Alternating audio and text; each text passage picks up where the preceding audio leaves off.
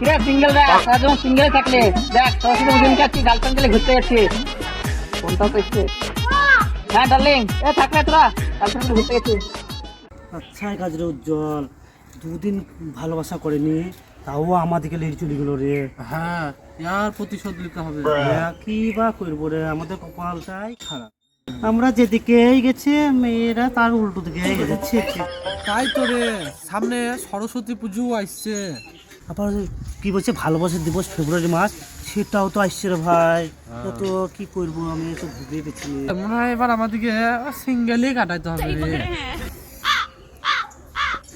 Idea, সারা বন্ধুদেরকে এইবার জব্দ করবো আমরা। কি বুদ্ধি আসছে, কি বুদ্ধি আসছে?